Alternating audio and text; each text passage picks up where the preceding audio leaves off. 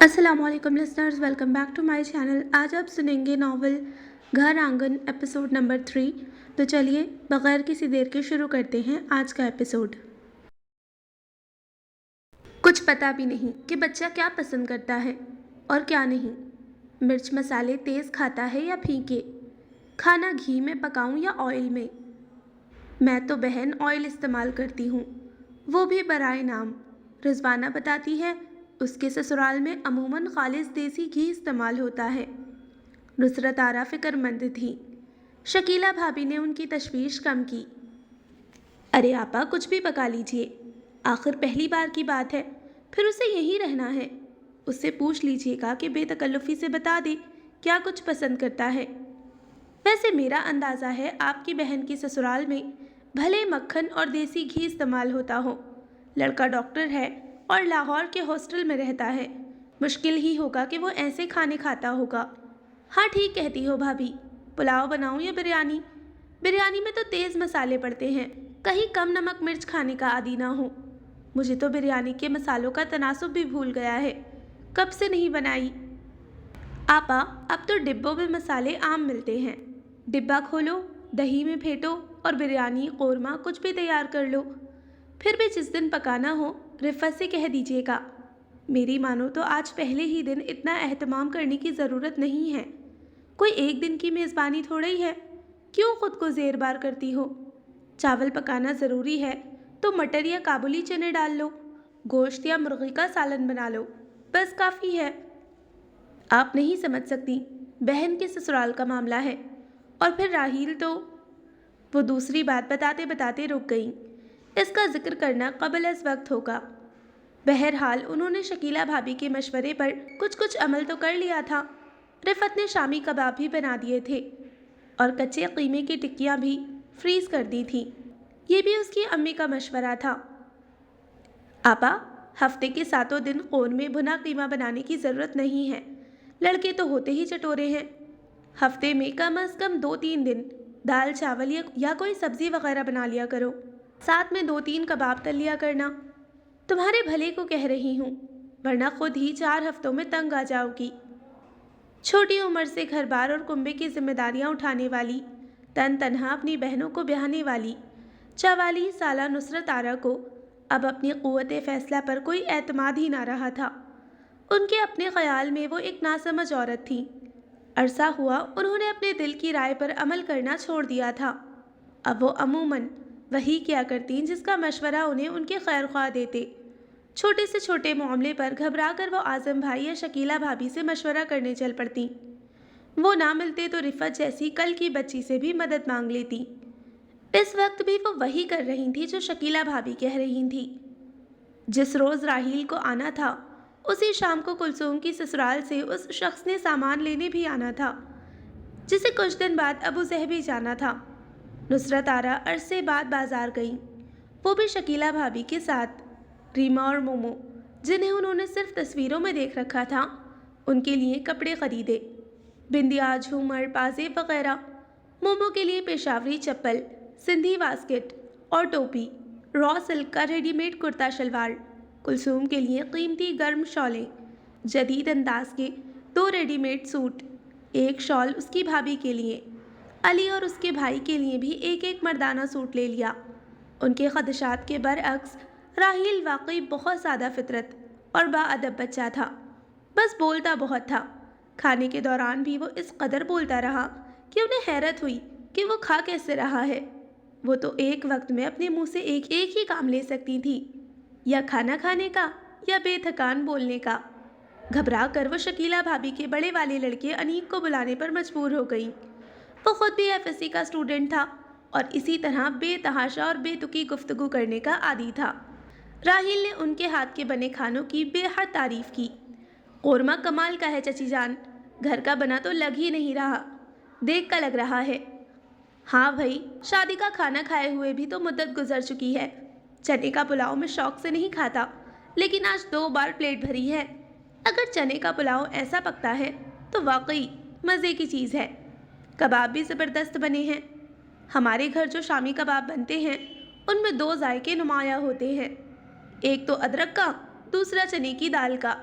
जो वाफर मकदार में डाली जाती है, मगर इन कबाबों में तो कबाब अनीक की बहन से बनवाए थे। मुझ पे इतनी हिम्मत कहाँ कि कीमा पीसने बैठती। वो पता नहीं कब तक तारीफें करता रहता कि नुसरत आरा ने उसे टोक दिया।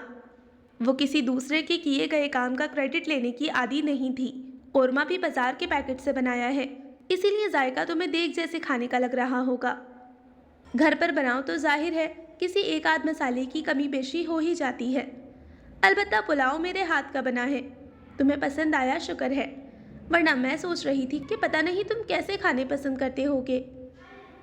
चची जान, मैं सब कुछ ही खा लेता हूँ, मगर एक बात है, और वो ये कि एक वक्त में एक ही चीज़ खाने का आदी हूँ। एक तो ये कि तीनों डिशेस बहुत ज़बरदस्त हैं। दूसरा, मैं किसी एक को भी ना खाकर आपका दिल बुरा नहीं करना चाहता था। आपने इतना एहतमाम किया और लेकिन प्लीज़ आइंदा इतना तरद्दुद करने की ज़रूरत नहीं है। मैं नाश्ता बहुत लाइट लेता हूँ। चाय और ऑमलेट वो तो मैं खुद भी बहुत अच्छा बना लेता हूँ। आपको फ़िक्रमंद होने की ज़रूरत नहीं है। कैसी बातें कर रहे हो बेटा? मेरे होते हुए क्या तुम अपना नाश्ता खुद बनाओगे? क्या फ़र्क पड़ता है, कई साल ये ड्यूटी खुद ही अंजाम देता रहा हूँ। लंच में तो मैं घर पर होऊंगा ही नहीं। रात का खाना हैवी खा लूँ तो नींद नहीं आती। सारा दिन एक वार्ड से दूसरे वार्ड तक परेड करने के बाद इतनी हिम्मत ही नहीं होती कि खाने के बाद मज़ीद वॉक की जाए। इसीलिए हल्की फुल्की चीज़ें ही खाता हूँ। रात के खाने के लिए मेरी फेवरेट चीज़ दाल चावल है। दालें और चने मुझे सभी बहुत पसंद है, मगर सिर्फ़ और सिर्फ चावल के साथ। अपनी तरफ से उसने अपनायत और बेतकल्लुफ़ी का मुजाहरा करते हुए तफसील से बताया, मगर नुसरत आरा के चेहरे का रंग फीका पड़ गया था। उन्हें ऐसा महसूस हुआ जैसे वो उनकी कमाईगी के एहसास से कह रहा हो। अगरचे वो इतनी गई गुजरी भी नहीं थी, मगर घर की सादगी दूसरों पर ऐसा ही तासुर कायम करती थी। उनके चेहरे से राहील को अंदाज़ा हो गया था कि शायद उसकी बातों से उन्होंने कोई और ही मतलब अखज़ कर लिया हो, इसीलिए फ़ौरन बोल पड़ा, मगर पता है, इतवार की छुट्टी में मुकम्मल अय्याशी करता हूँ मैं। ज़बरदस्त सा नाश्ता, पूरी चने या पराठे का।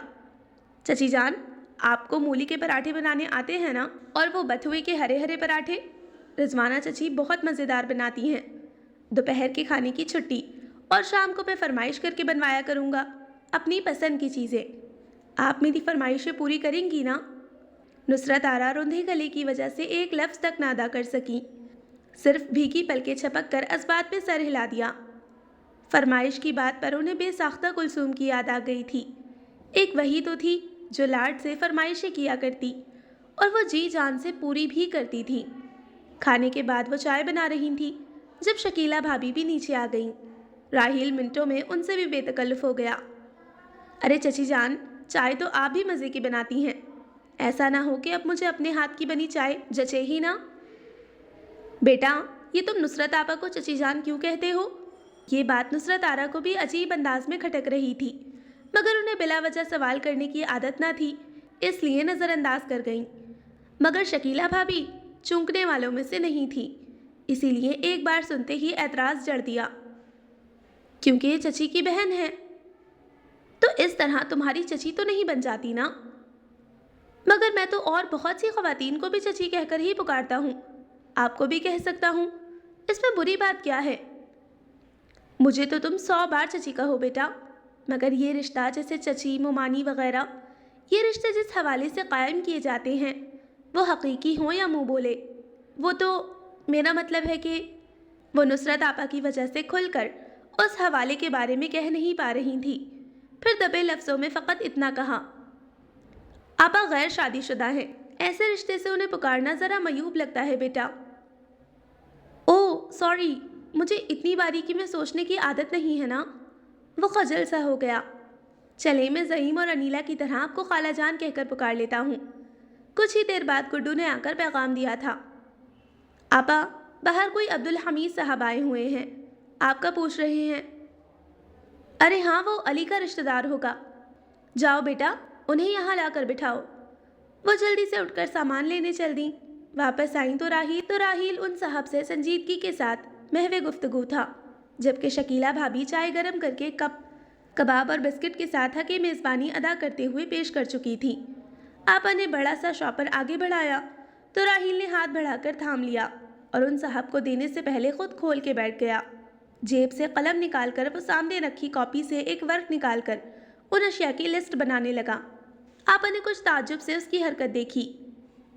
اور یہ 3 عدد شالیں، ایک اسکن کلر کی، 2 بلیک، ایک براؤن بارڈر والی، ایک فیروزی بارڈر والی۔ لیجئے سر، یہ آپ رکھ لیجئے تاکہ وہاں جا کر آپ کو یہ یاد رہے کہ کیا کیا سامان تھا۔ ظاہر ہے آپ کے پاس آپ کا ذاتی سامان تو ہوگا ہی، اور لوگوں نے بھی آپ کو کافی کچھ اپنے عزیزوں کو پہنچانے کے لیے دیا ہوگا۔ یہ آپ کی سہولت کے لیے ہے تاکہ کہیں کا سامان غلطی سے کہیں اور نہ پہنچ جائے۔ اس نے لسٹ انہیں تھمائی اور اگلے ورق پر پھر سے کچھ لکھنے لگا۔ اور یہ لسٹ خالہ جان کی سہولت کے لیے ہے۔ جب آپ کی بہن کا فون آئے تو یاد سے انہیں یہ لسٹ دہرا دیجیے گا تاکہ ان کے علم میں ہو کہ آپ نے کیا کچھ بھجوایا ہے۔ نصرت آرا دیکھ رہی تھی کہ راحیل کی باتوں پر عبدالحمید صاحب خاصے جزبز ہو رہے تھے۔ انہوں نے اپنے مہمان کے متوقع تاثرات کے بارے میں سوچ کر خجالت محسوس کی۔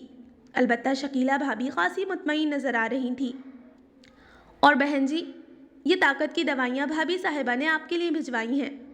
انہوں نے اٹھنے کی تیاری کی اور کوٹ کی جیب سے ایک سرپ اور چند کیپسولز نکال کر سامنے رکھے۔ خالہ جان، ذرا وہ خط تو لائیے گا، دواؤں کے نام وہی ہے نا؟ راحیل کے کہنے پر نصرت آرا نے ہکا بکا ہو کر اس کی صورت دیکھی۔ اوہو، میں تو بھول ہی گیا، عبدالحمید صاحب نے کچھ یاد آ جانے پر اچانک کہا۔ وہ گھڑی اور جائے نماز تو ٹیکسی میں ہی رہ گئی۔ میں نے دوائیاں جیب میں ڈال لی تھیں اور ان دونوں اشیاء کا شاپر سیٹ پر ہی رکھا تھا۔ ٹیکسی میں نے باہر ہی رکوائی ہے۔ مجھے اجازت دیجیے، میں اس بچے کے ہاتھ آپ کے باقی دونوں تحفے بھی بھجوا دیتا ہوں۔ وہ گڈو کو لے کر باہر نکلے تو شکیلہ بھابی نے جتانے والی نظروں سے آپا کو دیکھا۔ دیکھا کتنا بے ایمان شخص ہے۔ وہ تو اچھا ہوا راحیل نے ہوشیاری دکھائی۔ جب احساس ہوا کہ پکڑا نہ جاؤں تو فوراً گھڑی بھی یاد آ گئی اور جائے نماز بھی۔ اس نے وہاں جا کر یہی چال چلنی تھی۔ تم نے کل اکٹھے 4000 خرچ کر ڈالے اور یہ 2 چیزیں وہاں دیکھ کر باقی ہڑپ کر جاتا۔ اب کلثوم کا فون آئے تو یاد سے ساری لسٹ دہرا دینا۔ برابر والوں کا نمبر دیا ہوا ہے، مگر فون تو سال میں 1 آدھ بار ہی کرتی ہے اور ہمیشہ یہی کہتی ہے کہ گھر پر فون لگوا لیجئے۔ ہمسائیوں کے گھر فون کر کے آپ کو بلوانا عجیب سا لگتا ہے۔ ٹھیک ہی تو کہتی ہیں وہ، کمال ہے خالہ جان، اتنی اہم چیز آپ کے گھر پر موجود نہیں، آپ اکیلی رہتی ہیں۔ یہ آپ کے لیے بہت بہتر ہوگا کہ فون کی سہولت ہر وقت آپ کے پاس ہو تاکہ سب کو آپ کی اور آپ کو سب کی خبر ملتی رہے۔ اتنے میں گڈو ایک شاپر اٹھائے اندر آ گیا۔ عجیب انکل ہیں، کہہ رہے تھے شاپر گاڑی کی سیٹ پر بھول آیا ہوں، مگر ٹیکسی کی ڈگی میں سے اٹیچی کیس کھلوا کر ڈھیروں سامان کے نیچے سے یہ نکال کر دیا۔ جائے نماز بڑی خوبصورت ہے اور کتنی دبیز بھی، شکیلہ کھول کر دیکھنے لگی، اور گھڑی بھی بہت نفیس اور مہنگی لگتی ہے۔ آپا، کہیں آتے جاتے ہوئے پہن لیا کیجیے۔ مگر نصرت آرا نے گولڈن اور بلیک ڈائل والی نازک سے رسٹ واچ کو دیکھتے ہی سوچ لیا تھا کہ وہ اسے انیلا کو گفٹ کر دیں گی۔ انیلا کے میٹرک کے رزلٹ کے بعد رضوانہ کا لاہور کا کوئی چکر لگا ہی نہیں تھا اور اس کے شاندار نمبروں سے پاس ہونے کا گفٹ ان پر ادھار تھا۔ وہ اپنے دھیان میں مگن بیٹھی بڑے انہماک سے چاول چن رہی تھی کہ فون کی بیل نے انہیں ہڑبڑانے پر مجبور کر دیا۔ 2 ماہ سے اوپر ہو رہا تھا اس گھر میں فون کا اضافہ ہوئے، مگر وہ تھیں کہ اب تک ان وقت بے وقت بجنے والی کرخت گھنٹیوں کی عادی نہیں ہو پا رہی تھی۔ تیسری بیل پر فون راحیل نے اٹھا لیا تھا۔ وہ ہاتھ روک کر سننے کی کوشش کرتے ہوئے اندازہ لگانے لگی۔ جب راحیل کی بے فکری آواز میں اور سناؤ یار، سنا تو مطمئن بھرا سانس بھرتے ہوئے سر جھٹکا اور پھر سے چاول چننے لگیں۔ راحیل کو ان کے ساتھ رہتے 5 ماہ ہو رہے تھے اور اب اس کے ساتھ کی وہ عادی ہو چلی تھی۔ وہ جو ایک مبہم سا اندیشہ تھا کہ سالوں تک تنہا رہنے کی عادت کہیں ایک اور وجود کے ساتھ کی وجہ سے مشکل نہ پیدا کر دے، اب اس کا دور دور تک گزرنا تھا۔ وہ تو ایک طرح سے رضوانہ کی شکر گزار تھیں جس نے ان کی تنہائی کے مداوے کے لیے راحیل کے یہاں ٹھہرنے کا انتظام کر لیا تھا۔ اس نے اپنے اپنائیت بھرے رویے سے کہیں یہ احساس ہی نہیں ہونے دیا تھا کہ وہ ان کے لیے غیر ہے۔ وہ ایسا ہی سمجھ رہی تھی اسے جیسے زعیم کو۔ ان کی ماں جائی کی اولاد ان کے پاس ہے، وہ اس کے لاڈ بھی ایسے ہی اٹھایا کرتی اور وہ ناز اور مان سے اٹھوایا بھی کرتا تھا۔ جب ہی تو ضد کر کے یہ فون بھی لگوا لیا تھا، حالانکہ نصرت آپا کو اعتراض ہوا تھا۔ بیٹا تمہارے پاس یہ دوسرا فون ہے تو صحیح۔ ان کا اشارہ اس کے موبائل فون کی طرف تھا۔ پھر یہ گھر پر الگ لگوانے کی کیا ضرورت ہے؟ ہر وقت تمہاری جیب میں کھلونے کی طرح تو پڑا رہتا ہے اور گھڑی گھڑی بجتا بھی رہتا ہے۔ ہاں مجھے تو ہر ضروری کال موصول ہو جاتی ہے، لیکن خالہ جان اگر مجھے باہر سے آپ کو فون کرنا ہو تو پھر اپنی دیر سویر کی اطلاع دینی ہو تو کیسے دوں؟ میرا کام ہی ایسا ہے، آپ کے سامنے ابھی آ کر بیٹھتا ہوں کہ کال آ جاتی ہے۔ اسی طرح اکثر ایسا ہوتا ہے کہ راستے سے ہی واپس پلٹنا پڑتا ہے یا کسی ایمرجنسی کی صورت مزید کچھ گھنٹے رکنا پڑ جاتا ہے۔ آپ کی پریشانی کے خیال سے لے رہا ہوں تاکہ آپ کو خبر کرتا رہوں۔ وہ چپ ہو گئیں۔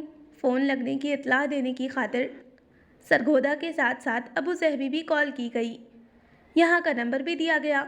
کلثوم کو واقعی گھر میں فون لگنے کی بے حد خوشی ہوئی۔ وہ اب ہر ہفتے فون کرنے لگی تھی۔ 2-3 بار اس سے تفصیل اور سکون سے بات کرنے کے بعد اب نصرت آپا کو بھی فون کی افادیت کا احساس ہونے لگا تھا۔ ہیلو، یس ڈاکٹر راہیل اسپیکنگ۔ اب وہ کسی اور سے بات کر رہا تھا۔ چھٹی کا دن ہو تو سارا دن یہی چلتا رہتا تھا۔ منٹ منٹ کے بعد اس کا فون آیا کرتا۔ وہ بھی ایسا ہی ایک چھٹی کا دن تھا۔ صبح صبح پہلے کلثوم کا فون آیا۔ ریما اور مومو سے باتیں کر کے وہ کتنی سرشار تھی۔ ناشتے سے فارغ ہوئی تو رضوانہ کا فون آ گیا۔ راہیل سے بات کرنے کے بعد اس نے آپا سے بھی تفصیلی بات کی۔ وہ اب خاصی مطمئن نظر آ رہی تھی کہ اس کی آپا اس کے سسرالی عزیز اور متوقع داماد کی خاطرداری اور مہمان نوازی ٹھیک ٹھاک طریقے سے کر رہی ہیں۔ اس کا فون بند ہوتے ہی شکیلہ بھابھی کی امی کا فون آ گیا۔ وہ فون رکھ کر ابھی پلٹی ہی تھی کہ بیل دوبارہ بج اٹھی۔ لگتا ہے آج تو فون کو ذرا آرام نہیں، نصرت آپا نے ہنس کر کہا۔ شکیلہ بھابھی جاتے جاتے رک گئی۔ لیکن آپا سہولت بھی تو کتنی ہو گئی ہے۔ یہی بات ابھی امی بھی کہہ رہی تھی کہ تمہارے گھر نہ صحیح چلو تمہارے نیچے والوں کے یہاں تو فون لگ گیا، وقت پر ضروری بات آسانی سے ہو جاتی ہے۔ مگر نصرت آپا الجھن بھرے انداز میں راہیل کو دیکھ رہی تھی جو فون پر بے حد دھیمی آواز میں بات کر رہا تھا، مگر اس کے چہرے سے فکر مندی اور اضطراب نمایاں تھا۔ ریسیور رکھ کر وہ پلٹا۔ ہاسپٹل سے فون تھا، اتنا کہہ کر وہ رکا۔ ہاسپٹل سے اس کے لیے فون آتے ہی رہتے تھے، یہ فقرہ بھی وہ جانے سے پہلے ان سے کہتا ہی رہتا تھا، مگر آج اس کے لہجے اور انداز میں کچھ ایسا تھا کہ وہ ٹھٹک گئیں۔ آپ میرے ساتھ ہی چلیے، اور آنٹی آپ بھی، وہ نظریں چراتا کہہ رہا تھا۔ نصرت آپا کے جہاں دیدہ دل کو ایک اندیشہ لرزانے لگا۔ شکیلہ بھی پریشان ہو گئیں۔ مگر کیوں؟ مگر میں کیوں؟ اعظم انکل کا ایکسیڈنٹ ہو گیا ہے، بالآخر وہ بتانے پر مجبور ہوا۔ اعظم عموماً چھٹی کے روز گھر پر ہی رہا کرتے تھے، لیکن اس روز انہیں ایک دوست کی عیادت کے لیے جانا تھا۔ شکیلہ نے روکا بھی کہ اتوار بازار ہفتہ دار خریداری کے لیے نکلنا ان دونوں کا معمول تھا، مگر وہ کہنے لگے، تعلق داری بھی کوئی چیز ہے شکیلہ؟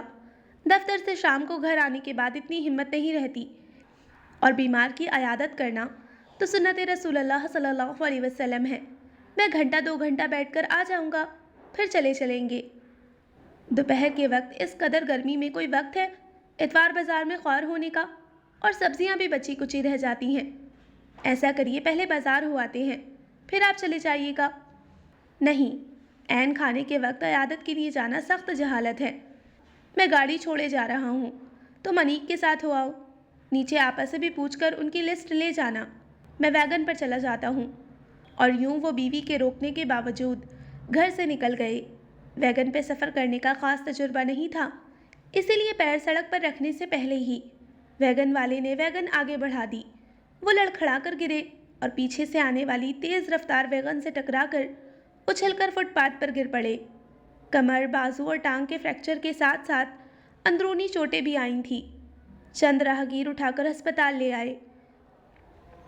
ان کے کاغذات اور ڈائری سے فون نمبر ڈھونڈ کر اطلاع کی گئی۔ راہیل اور دوسرے ڈاکٹر کی سر توڑ کوششوں کے باوجود بھی وہ جانبر نہ ہو سکے، اور آپریشن سے پہلے ہی اسی شام زخموں کی تاب نہ لاتے ہوئے انتقال کر گئے۔ یہ ناگہانی آفت شکیلہ اور ان کے بچوں کے ساتھ ساتھ نصرت آپا کے لیے بھی بہت بڑا صدمہ ثابت ہوئی۔ کتنے دن لگ گئے انہیں سنبھلنے میں۔ خود سنبھلی تو ان بے وقت یتیم ہونے والے بچوں کو سنبھالنے لگی۔ سب سے بڑی رفت تھی، 20 سال کی تھی بمشکل، اور سب سے بڑا لڑکا انیک 18ویں برس میں لگا تھا۔ ابھی FSC کے امتحان دے رہا تھا۔ آج کل میں رزلٹ نکلنے والا تھا۔ کچھ ہفتے پہلے انیک کا میٹرک کا رزلٹ نکلا تھا۔ اس نے نمایاں کامیابی حاصل کی تھی۔ ربیہ اور گڈو بھی ابھی اسکول میں تھے۔ ایسے وقت میں نصرت آرا نے اپنی ہمت اور استعداد سے بڑھ کر اس صدمے سے نڈھال کنبے کو سہارا دیا۔ اعظم بھائی کا ایک ہی بھائی تھا جو بیرون ملک عرصے سے مقیم تھا۔ اس نے فون پر تعزیت کرنے کی ہی زحمت کی۔ روئی پیٹی تو بہت، مگر بھابھی اور بچوں کے لیے اور کیا کر سکتی تھی؟ البتہ شکیلہ کا میکا بھرا پورا تھا۔ افسوس اور حیرت کا مقام تو یہ تھا کہ ان میں سے بھی کوئی اپنا فرض تسلیم کرنے کو تیار نہیں تھا۔ کسی بھی بھائی نے بیوہ بہن کی دلجوئی کھل کر اس ڈر سے نہیں کی کہ یہ ہمدردی مہنگی نہ پڑ جائے اور 6 افراد کی ذمہ داری مستقلاً نہ سنبھالنی پڑ جائے۔ ایسے میں شکیلہ کو صبر آتا بھی تو کیسے؟ ماتم کرتے رہنے کے لیے کوئی ایک وجہ تو نہیں تھی۔ عمر بھر ساتھ نبھانے والے کا اچانک ہاتھ چھڑا لینا ایک الگ صدمہ۔ وہ رو رو کر چپ ہوتی اور پھر رونا شروع کر دیتی۔ ان کی نسبت بچوں نے خود کو جلدی سنبھال لیا تھا۔ ان کی نانی بھی پرسوں 40واں ہونے کے بعد واپس اپنے بیٹوں کے پاس چلی گئی تھیں۔ آج کا دن ہمیشہ کی طرح اداس تھا۔ پچھلے 1.5 مہینے میں جتنے بھی اتوار آئے، ایسی ہی اداس اور یاسیت بھرے۔ زندگی کے روزمرہ کام کسی کے جانے سے نہیں رکتے۔ شکیلہ بھابھی نے بھی کرائے کی رقم ان کے ہاتھ میں رکھتے ہوئے کپ کپاتے لہجے میں کہا، معاف کرنا آپا، ان کی زندگی میں کبھی ایک دن کی دیر سویر نہ ہوئی تھی۔ اس بار تو بس اپنے غم میں دھیان ہی نہیں رہا کہ کیا تاریخ ہو گئی۔ یہ سب خیال تو وہی رکھتے تھے۔ اب سر پر پڑی ہے تو آہستہ آہستہ سیکھ جاؤں گی۔ مگر شکیلہ بھابھی، اس بار تو دفتر والوں نے پوری تنخواہ ادا کر دی ہوگی اعظم بھائی کی۔ اگلی بار تو تمہیں صرف پینشن پر ہی گزارا کرنا پڑے گا۔ ایسے میں یہ ہزاروں روپے کرائے کے نام پر کیسے ادا کرو گی؟ یہ خیال تو میرے دل میں بھی آیا تھا۔ اماں سے مشورہ کیا تو کہنے لگی، کسی سستے علاقے میں چھوٹا پورشن دیکھ لو جس کا کرایہ 2-2.5 ہزار تک ہو، تاکہ آسانی سے ادا ہو جائے۔ بس ذرا ہوش آئے تو ادھر ادھر دیکھتی ہوں۔ کیسی باتیں کرتی ہو بھابھی؟ میں بھلا تمہیں یہاں سے جانے دوں گی؟ اب اعظم بھائی نہیں رہے تو ان کی آپا ہونے کے ناطے تم اور بچے میرے اور قریب آ گئے ہو۔ میں تمہیں دور کیسے جانے دوں گی؟ بلکہ میرا فرض بنتا ہے کہ اس رشتے کو ایمانداری سے نبھاؤں۔ یہ تمہارا اپنا گھر ہے، تم اس میں اس حق کے ساتھ رہ سکتی ہو۔ ان کی مخلصانہ پیشکش پر شکیلہ کے آنسو پھر بہہ نکلے۔ آپ کی محبت اور خلوص اپنی جگہ آپا، لیکن اپنے بچوں کو یتیمی کے دکھ کے ساتھ ساتھ محتاجی کی ذلت سے دوچار نہیں کرنا چاہتی۔ آپ جانتی ہیں کہ وہ ایک غیور باپ کی اولاد ہے۔ یہ مجھ سے گوارا نہیں ہوگا۔ آنٹی، میں بھی تو یہیں پر رہتا ہوں، پورے حق اور دھڑلے کے ساتھ۔ راحیل نے مداخلت کی، اور آپ کا خالہ جان کے ساتھ رشتہ کہیں زیادہ پرانا اور مضبوط ہے۔ مجھے تو جمعہ 8 دن ہوئے ہیں۔ محبتوں سے اتنی بدگمانی ناشکری ہوتی ہے آنٹی۔ جہاں سے بے لوث محبت ملے، ہاتھ بڑھا کر سمیٹ لینی چاہیے۔ کسی کی محبت اور شفقت کی چھاؤں میں بیٹھنا محتاجی سے بالکل الگ بات ہے۔ وہ کچھ نہ کہہ سکی، چپ چاپ دوپٹے سے آنسو صاف کرنے لگی۔ البتہ انداز میں اب تک تذبذب اور ہچکچاہٹ تھی۔ اچھا چلو ایسا کرو، تم سارے بل وغیرہ پہلے کی طرح ہی ادا کرتی رہنا، بس کرایہ بھول جاؤ، وہ بھی تب تک جب تک کہ انیک اپنے پیروں پر کھڑا نہیں ہو جاتا۔ اب دیر ہی کتنی رہ گئی ہے اس کی تعلیم مکمل ہونے میں۔ مجھے تو آثار نہیں لگ رہے، بھلا 4 کی فیس ادا کیسے کر پاؤں گی اس پینشن کی رقم میں؟ آپ اس بارے میں فکر مند نہ ہوں، انیک کی تعلیم بھی جاری رہے گی اور انشاءاللہ باقی سب کی بھی، اور اس کے لیے آپ کو زیادہ تدابیر نہیں کرنی پڑے گی۔ میں نے انیک سے بات کی ہے، میرے ہاسپٹل کی فارمیسی میں جگہ خالی ہے، کل وہ میرے ساتھ جائے گا۔ شام 3 بجے سے لے کر رات 8 بجے تک پارٹ ٹائم جاب کرے گا۔ تنخواہ زیادہ تو نہیں ہے، البتہ اس کی کالج کی فیس اور کتابوں وغیرہ کا خرچہ، آنے جانے کا کرایہ نکل ہی جایا کرے گا۔ محنت تو ظاہر ہے کرنی پڑے گی، لیکن تعلیم ادھوری چھوڑ دینے سے یہ کہیں بہتر ہے۔ بغیر تعلیم کے آگے بڑھنے کے مواقع نہیں ملتے۔ فارمیسی کے ہیلپر تک ہی وہ محدود رہے گا، جبکہ میں چاہتا ہوں کہ بی ایس سی کے بعد فارمیسی کے تجربے کی بنیاد پر اسے کسی فارما کمپنی میں جاب مل جائے۔ اس میں خاصا اسکوپ ہے۔ سہیل بھی چاہے تو کالج کے بعد محلے کے 2-3 بچوں کو شام میں ٹیوشن پڑھا کے اپنا جیب خرچ اور فیس نکال سکتا ہے۔ آپ کے بچے کسی پر بوجھ نہیں بنیں گے۔ اس نے کچھ اس طرح انہیں مطمئن کیا کہ وہ دعائیں دیتی واپس اوپر چلی گئیں۔ نصرت آپا کے تصور میں ہنستی کھلکھلاتی، چٹکلے بکھیرتی بے فکر سی شکیلہ بھابھی آئیں، جو گزرے کل کی یاد بن کر رہ گئی تھیں۔ یہ تو تھکی ہاری، اداس، ملول چہرے والی عورت تھی۔ وہ بے دلی سے چاول چننے لگی۔ کچن میں چولہے پر رکھے گوشت کی یخنی کا دھیان آیا تو چاول رکھ کر اٹھ کھڑی ہوئیں۔ اتنے میں فون کی بیل نے انہیں ایک بار پھر چونکا دیا تھا۔ نہ چاہتے ہوئے بھی وہ رک کر سننے لگیں کہ کس کا فون ہو سکتا ہے۔ یہ ان کی عادت بن چکی تھی۔ ہر بیل پر الہی خیر کہتے ہوئے سنتی، اور جب تک اطمینان نہ ہو جاتا کہ کوئی بری خبر نہیں ہے، وہیں پر کھڑی رہتی تھی۔ So listeners, this was the end of the گھر آنگن ایپیسوڈ نمبر 3، اور آئی ہوپ آپ کو یہ ناول اچھا لگ رہا ہوگا۔ جلد ملتے ہیں ایپیسوڈ نمبر 4 کے ساتھ، تب تک اپنا خیال رکھیں، دعاؤں میں یاد رکھیں۔ اللہ حافظ۔